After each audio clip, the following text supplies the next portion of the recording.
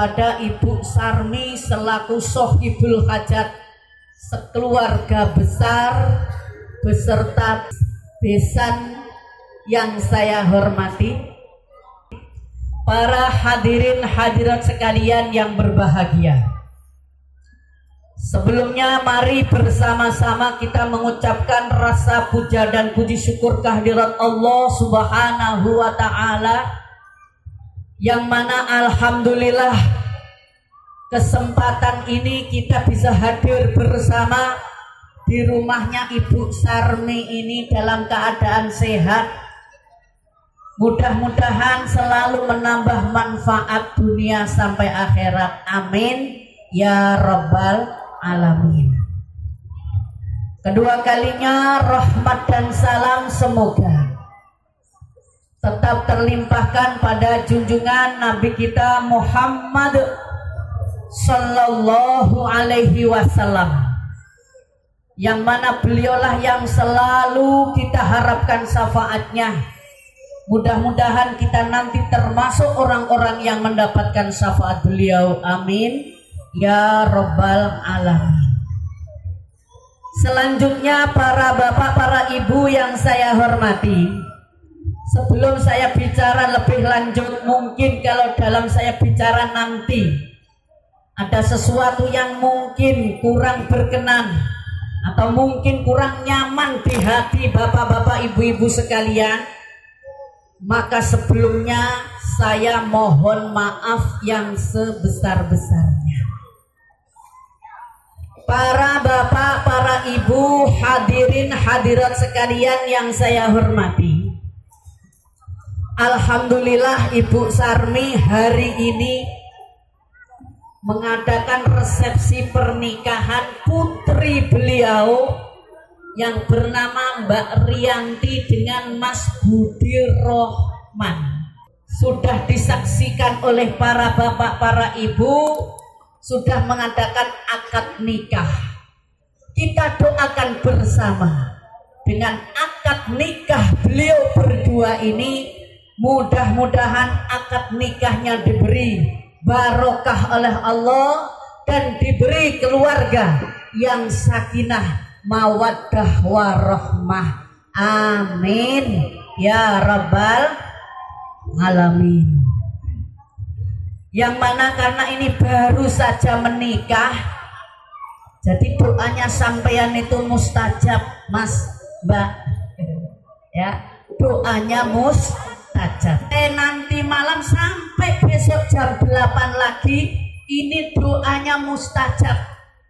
Maka gunakanlah untuk banyak berdoa. Karena apa?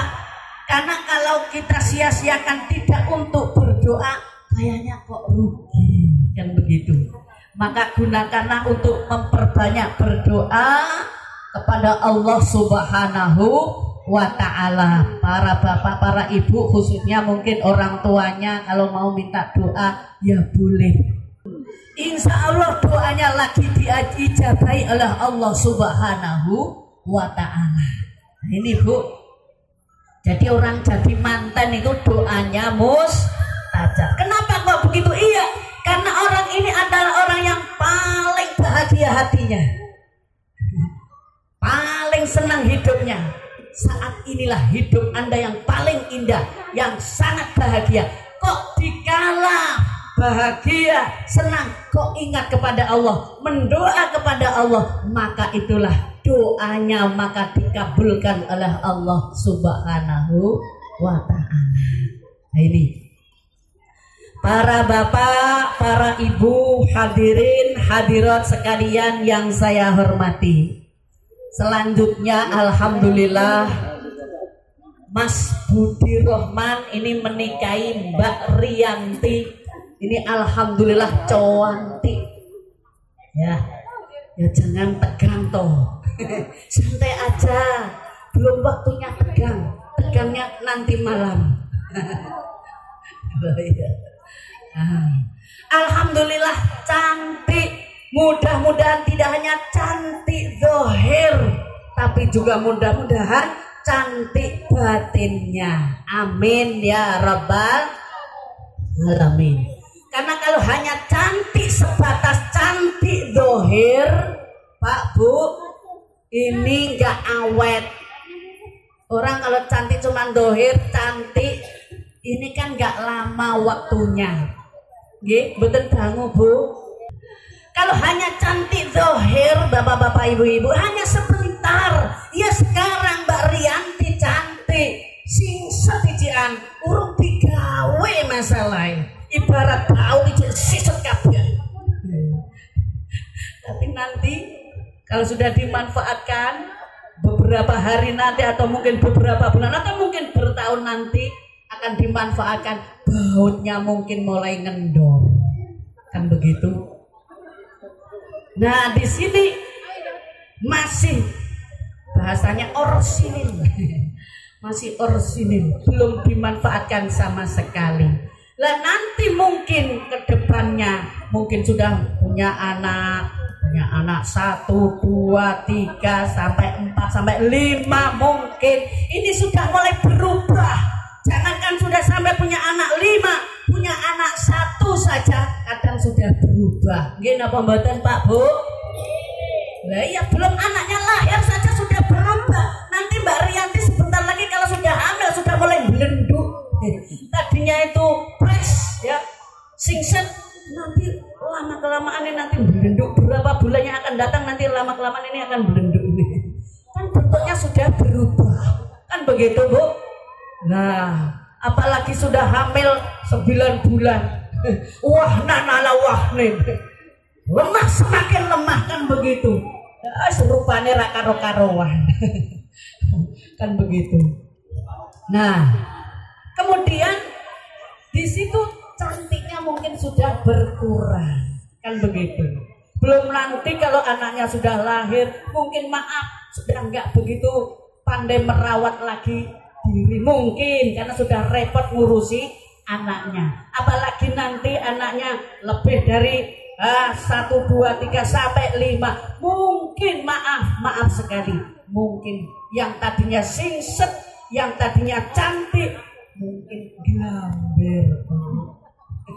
glamber elek, maaf Bu. Lah ini kalau wajah, kalau fisik mungkin berubah, akan menjadi jelek lama kelamaan. Nggak mungkin orang lama kelamaan, semakin lama semakin tua dia akan semakin cantik, nggak mungkin. Akan tetapi kalau di situ hatinya yang cantik, ini loh yang tidak bisa berubah. Jadi semakin lama semakin bagus akhlaknya, ini di situ akan semakin lama semakin nikmat, semakin enak dirasakan oleh Mas Budi. Nah ini, oleh karena itu alhamdulillah Mas Budi di situ memilih Mbak Rianti tidak hanya sekedar cantik wajah, tapi mudah-mudahan juga cantik hati. Amin ya rabbal alamin. Karena sesuai dengan hadisnya Nabi kita Muhammad Sallallahu Alaihi Wasallam, di situ dijelaskan bahwa tidak boleh menikahi wanita itu hanya sekedar sebatas cantiknya saja. Tetapi di situ kalau hanya cantiknya saja yang dipilih, khawatir nanti akan mencelakakan, kan begitu. Maka dalam hadis dijelaskan, la tazawwajun nisaa li husnihinna fa asa husnuhunna ayyurdiyahunna. Janganlah kamu menikahi perempuan itu hanya karena cantiknya saja. Karena bisa jadi karena cantik itu bisa mencelakakan. Jadi kalau dasarnya hanya cantik saja Ibu, bisa mencelakakan. Karena yang cantiknya cantik dohir. Biasanya maaf Ibu, kalau hanya cantik dohir, wong wedok kena wayu netok, tapi akhlaknya elek, enggak cantik hati. Biasanya nek coro ayu yo kemayu. Kadang Bu, kadang karena enggak punya akhlak, enggak punya hati yang bagus, kadang-kadang sukanya minta-minta. Selalu kalau minta harus selalu dipenuhi. Kalau enggak dipenuhi ngambek. para bapak, para ibu, hadirin hadirat sekalian yang saya hormati. Jangan sampai pernikahan ini pisah atau dalam arti cerai hanya gara-gara perkara yang sepele. Tanggal sekarang ini banyak Pak Bu, gara-gara HP, maaf, gara-gara HP ini kadang-kadang terjadi seperti itu. Betul nggak Bu? Banyaknya perceraian sekarang ini kebanyakan disebabkan karena HP.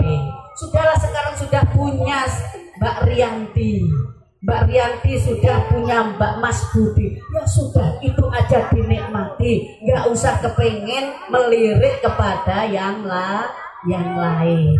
Sudah, inilah suamiku, mulai sekarang sampai nanti, sampai meninggal, ya inilah suamiku yang harus saya hormati, yang harus saya taati. Ini Mbak Rianti yang harus ditanamkan di dalam hatinya. Andai kata Mas Budi nanti berubah, mungkin maaf berubah karena sakit, ya namanya orang Bu, sakitnya berubah loh Bu. Apa mana sakitnya sakit stroke. Sakit stroke biasanya lah merah, ngomongnya ora jelas. Walaupun koyo ngono banyak diopeni, aja nang kono mau dikala gagah perkasa diopeni, tapi dikala sakit ditinggal begitu saja. Ini namanya orang istri yang mana ada uang, ada uang, ada abang gagah disayang. Ketika nggak ada uang, abang malah sakit, malah ditendang. Ini jangan sampai terjadi. Nah ini, Masya Allah. Ini bapak-bapak, ibu-ibu, hadirin hadirat sekalian yang saya hormati. Jadi diterima nih bahasanya ngoten. Walaupun sakit kayak apapun tetap diopeni. Jangan kayak orang-orang zaman sekarang. Dikala suaminya malah sakit stroke malah ditinggal. Watah kula mireng kejadian sing ngoten niku. Enten apa mboten Pak Bu? Kathah. Jadi malah sing wedok ning malah lunga dhewe malahan. Buh ning di bojone malah ditinggal. Walau kaya apapun, ini adalah suamiku, kan begitu. Jadi jangan hanya maunya gagahnya digagah, ketika gagah, ketika sakit tidak ini jangan sampai terjadi. Para bapak, para ibu, hadirin hadirat sekalian yang saya hormati. Kemudian selanjutnya, apa yang harus dilakukan oleh Anda berdua setelah Anda di situ mengadakan akad nikah? Yang pertama adalah yang harus Anda lakukan adalah menyimpan rahasia keluarga. Rahasia keluarga harus disimpan, jangan diumbar-ambar kemana-mana. Nggak boleh kok di situ ada sesuatu yang tersimpan dalam keluarga diomong-omongkan ke sana kemari, mungkin suaminya bagaimana atau mungkin istrinya bagaimana, langsung diumbar kemana mana. Suami aku, nggak boleh. Ataupun di situ sesuatu yang mungkin aib, maaf, mungkin suaminya bagaimana atau banyak utang atau malas atau dan lain sebagainya, ditutupi, semuanya ditutupi. Jangan orang lain itu sampai mendengar. Ataupun andai kata ada sesuatu masalah, selesaikan pribadi Anda berdua. Sebelum Anda tidur, ketika diranjang, itulah penyelesaian Anda, kan begitu. Jadi di situ ada masalah apa yang dirembuk berdua, kan begitu. Jadi jangan ada masalah kemudian langsung diomong-omongkan kepada orang lain, orang tua umpama. Akhirnya bagaimana orang tua ikut campur. Kalau orang tua ikut campur, bisa-bisa maaf kadang-kadang terjadi perpisahan. Betul nggak Bu? Kadang-kadang terjadi seperti itu. Nah ini orang tua maaf kalau bisa tidak usah banyak ikut campur mencampuri urusan keluargaan anak. Pun sing penting anak iki adem ayem rukun pun ngoten mawon. Masalah mengke nek kekurangan apa wis ben dicukupi wong loro nang ngoten. Umpamanya nek kalau anaknya mbok menawa maaf, umpamanya anaknya perempuan ini kok kadang bajunya mungkin agak jelek mungkin, atau mungkin ya kadang motornya jelek mungkin, ya seperti itu biarkan aja. Yang penting anaknya nggak komen, diam. Jadi diam, jangan nanti kok terus kemudian motornya jelek komen, bajunya jelek komen, walah ndek apa bojomu ki gak gablek apa piye to, motor gak butuh kaya ngono. Walah biyen ape dirapi Pak Paijo gak gelem, Pak Paijo sing sugih ra karo-karoan. Lah hambasan saiki dirapi karo wong kuwi, walah pelarak kaya ngono. Allah wis ndek tinggalan wae bojomu. Iki wong tuwa kurang ajar ngene. Anake wis ayem-ayem, lah kok dikompor? Nggak boleh seperti itu. Nah, jadi bagaimana? Ya sudah, yang penting anaknya sudah kelihatan tenang, sudah biarkan aja. Nah ini jangan dikompor. Nah ini. Jadi andai kata ada sesuatu masalah, selesaikan berdua. Andaikan ada sesuatu di situ mungkin remit yang nggak bisa diselesaikan, mungkin bisa minta tolong sama orang tua, kan begitu. Kemudian andai kata terjadi perselisihan alias tukaran jenenge rumah tangga, kadang ya enten mawon lho. Kadang nek saiki yo happy wae. Ya ada masalah. Tapi nanti suatu saat bisa jadi mungkin akan terjadi masalah. Ya wong keluarga niku aja meneh keluargane awake dhewe. Nggih. Nah, keluarganya kadang keluarga ulama, keluarga kiai wae yo enek sing duwe masalah. Apa meneh keluargane awake dhewe. Nah, andai kata terjadi masalah. Nah, ini andai kata kok eyel-eyelan, kalau bisa andai kata nanti sudah punya anak. Lah ini kalau bisa anaknya jangan sampai mendengar. Eyel-eyelan apapun, kalau bisa orang tua enggak mendengar, tetangga juga tidak mendengar. Taunya ngertinya kita itu happy aja, seakan tidak ada masalah. Padahal ya masalah ya enten mawon, padahal ya kurang beras, padahal ya jane yang utang, jane pengen utang, jane yang ngono, tapi nggak akan selalu diomong-omongkan ke sana kemari. Umpama ini jadi taunya orang kita itu happy, bahagia, sehingga orang memandang kita, keluarga ini kok harmonis terus sih, lah kan gitu.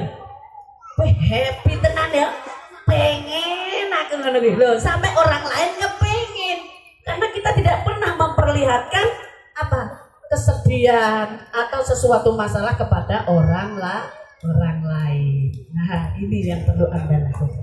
Kemudian selanjutnya yang perlu Anda lakukan apa? Birrul walidain, berbakti kepada kedua orang tua. Ini jangan membedakan ini orang tua atau mertua, jangan. Semuanya sama. Ini adalah orang tua. Kadang ada ibu di situ anak mantu memandang dengan mertuanya kadang sangat sinis. Kadang sangat di situ nggak menyenangkan hati. Kan begitu. Jadi begitu mertuanya datang, apa kata istri? Hei, halo mamakmu teko. Halo mamakmu teko arep njaluk apa meneh? Masya Allah. Enten apa mboten, Bu? Kadang-kadang ada hal yang seperti itu. Jangan. Sudahlah, kewajiban seorang laki-laki ini adalah berbakti kepada kedua orang tua. Lek sampean wajibnya berbakti pada suami, kan begitu. Tapi kalau anak laki-laki ini wajibnya berbakti kepada kedua orang tuanya. Nah, makanya andai kata suami sampean mau taat kepada ibu atau mertua sampean, ya, mau nuruti apa kehendak mertua sampean, mau menyenangkan hati mertua sampean, biarkan, jangan dihalangi. Ini karena apa? Karena di situ andai kata kok sampai dihalangi sehingga seorang suami akhirnya menjadi suami yang durhaka kepada kedua orang tua. Ingat, ridallahu fi ridal walidain wa suhtullahu fi suhtil walidain. Kan begitu. Jadi ridhonya Allah tergantung kepada keridoan kedua orang tua, dan murkanya Allah tergantung kepada kemurkaan kedua orang tua. Jadi kalau di situ orang tua sampean kok ridho kepada sampean, maka Allah akan ridho. Tetapi kalau kedua orang tua sampean kok murka, maka di situ Allah pun juga akan murka. Loh, ini harus diperhatikan oleh seorang istri terutama. Kadang-kadang maaf ibu, seorang suami mau taat kepada ibunya dihalangi oleh istrinya. Arep apa meneh? Ngoten. Ngekeki apa meneh? Boe meneh. Mama lagi. Ya enggak Bu, kira-kira Bu? Kadang-kadang terjadi loh seperti itu. Akhirnya bagaimana? Anaknya akhirnya kalah. Masya Allah. Kalah, akhirnya nggak mau berbakti kepada kedua orang tua. Ini jangan sampai terjadi. Ini penting ya, karena keberkahan hidup, ya, kemuliaan hidup ini tergantung dari Anda semua untuk bagaimana berbaktinya kepada kedua orang tua. Insya Allah kalau sampai yang bisa berbakti kepada orang tua, maka insya Allah hidup Anda akan berkah. Hidup berkah itu bagaimana sih? Hidup berkah itu walaupun kelihatannya sederhana, walaupun kelihatannya itu miskin, tapi kelihatannya selalu bahagia, selalu menyenangkan orang lain hidupnya, selalu ada kebaikan di dalamnya. Semua orang kayaknya senang kepadanya. Ini diantaranya hidup yang berkah. Insya Allah rizkinya diberi rizki yang gampang. Nah ini termasuk hidup yang barokah. Akan tetapi kalau sampai di situ ya nggak mau berbakti kepada kedua orang tua, alias orang tua disakiti hatinya, ini jangan mengharapkan kehidupan Anda bisa menjadi hidup yang barokah. Mungkin maaf bahasa orang Jawa, mungkin uripe kangelan. Datang beriku bapak-bapak ibu-ibu, ternyata keluarga niku sing sok bentak-bentak wong tua niku, masalah uripe niku kangelan. Uripe ketere-tere bahasane wong Jawa ngoten. Lha napa golek pangan ae susah. Masya Allah. Anake diatur yo aneh. Kadang-kadang sampai jaluk-jaluk neng dalan kan kalau Bu. Kadang-kadang dodol rosokan dan lain-lainnya. Niku kena napa? Mungkin uripe mboten barokah. Lha niki lho. Maka penting sekali bagi anak ini bisa apa? Selalu berbakti kepada kedua orang tua, Itu penting. Para bapak, para ibu, hadirin hadirat sekalian yang saya hormati, jangan nanti sangke cintanya kepada seorang istri, akhirnya selalu yang dituruti istri dan seterusnya. Nanti kalau seperti itu takut nanti terjadi seperti Alqomah. Mungkin jenengan sudah pernah mendengar cerita Alqomah. Alqomah itu orang yang hebat ibadahnya, Bu. Ibadahnya hebat. Yang mana tahajudnya rajin, jamaahnya rajin, puasa sunat juga rajin. Tapi ternyata di situ dia akhir hayatnya tidak bisa mengucapkan kalimat La ilaha illallah. Kenapa kok seperti itu?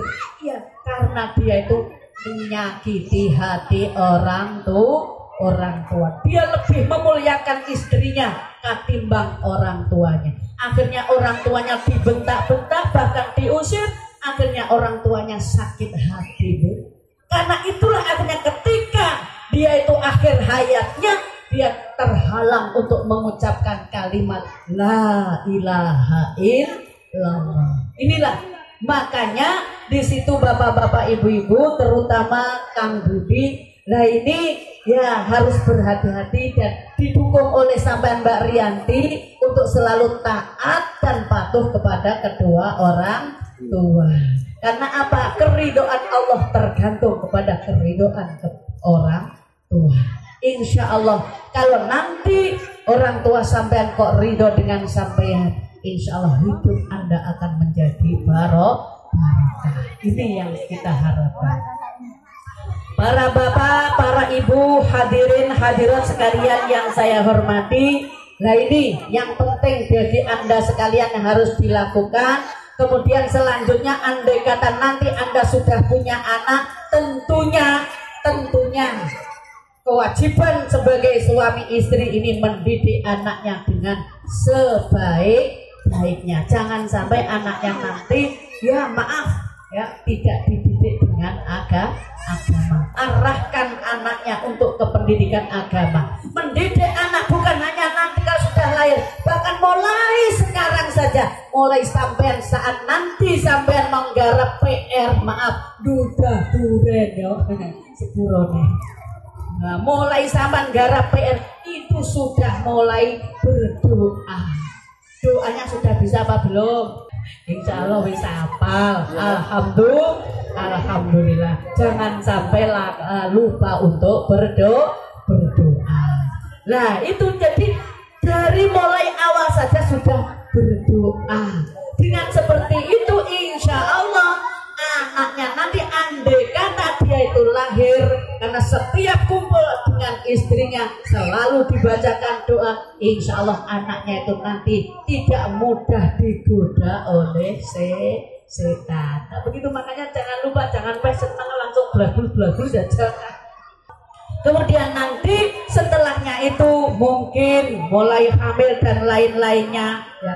Mulai hamil, orang yang hamil yang mana di situ walaupun di situ rasanya mungkin tidak karu-karuan, apalagi waktunya masih ngidam, rasanya tidak karuan mungkin, tapi walaupun seperti itu jangan lupa selalu banyak berdoa kepada Allah. Mohon supaya anaknya nanti menjadi anak yang soleh dan solehah. Nah, ini penting.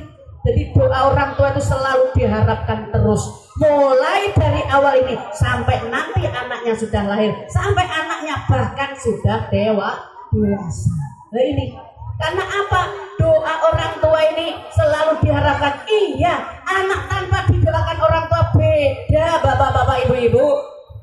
Ya, anak tanpa sentuhan batin dari orang tua beda.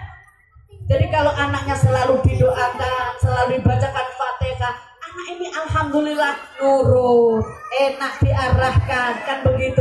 Beda dengan anak yang nggak pernah diurusi, maaf, nggak pernah dibacakan apa-apa. Apalagi kok sampai dikasih sesuatu makanannya hasil curian. Maaf, jangan harap nanti anaknya akan bisa menjadi anak yang soleh dan solehah. Syarat untuk menjadi anak yang kepingin anaknya soleh dan solehah, ini syaratnya harus makanannya halal. Hati-hati dalam makan, jangan basing-basing. Oleh karena itu berhati-hatilah dalam makan makanan. Seharusnya yang Anda makan demi untuk menciptakan keluarga yang bahagia, keluarga yang tenang, anaknya biar menjadi anak yang soleh-solehah. Ini makanannya harus didukung dengan makanan yang halal 100%. Jadi inilah yang perlu diperhatikan oleh jenengan berdua. Jadi jenengan berdua ini mau mengarungi bahtera rumah tangga. Nah ini sampai mulai dari awal ini sampean banyak mendekatkan diri kepada Allah. Insya Allah keluarga sampean akan mendapatkan keluarga yang sakinah, mawaddah, warahmah.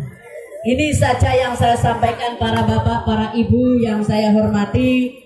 Ya, kita doakan saja mudah-mudahan keluarganya Mbak Rianti dengan Mas Budi Rahman ini diberi keluarga yang sakinah, mawaddah, warahmah. Amin ya rabbal alamin. Ini saja yang saya sampaikan. Mungkin dalam saya bicara ada kurang, ada salah, maka saya mohon maaf yang sebesar-besarnya. Saya akhiri dengan ucapan wallahul muwaffiq ila aqwamit thoriq. Wassalamualaikum warahmatullahi wabarakatuh.